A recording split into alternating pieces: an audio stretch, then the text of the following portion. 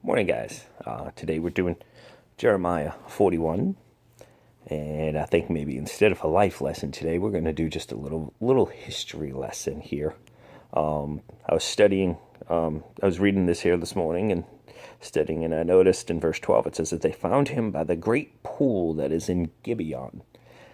And, that struck me that maybe I had seen that before. So I started investigating it and looking into it and found out that the pool in Gibeon and Gibeon itself has been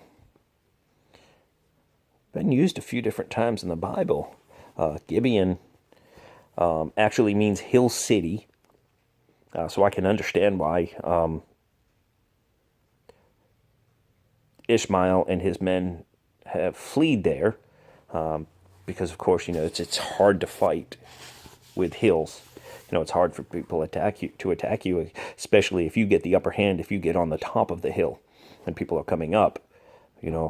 Shoot, that's major reason why the North won the Civil War, is because the South was going up a hill and the North was on the top of the hill.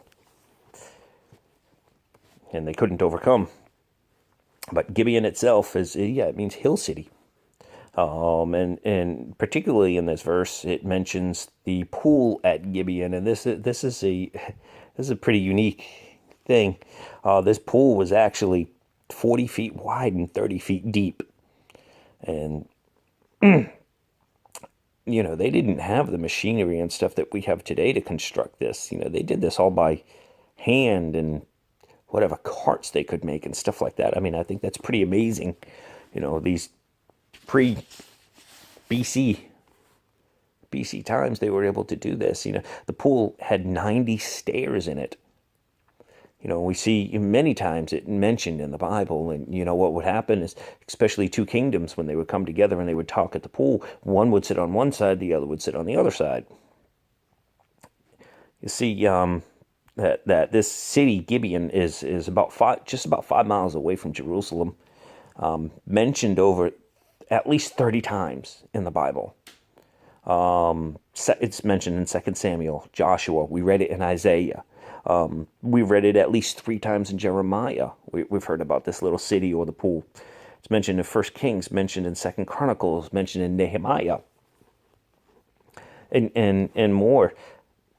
So I just wanted to give you a little history, a little background on what you're reading, and maybe it can help our imagination to picture it a little better, so we can understand what's going on and where they are and stuff like that. So, cool. Hope that helps you. I hope I gave you a little knowledge, and I hope you have a great day. I love you all.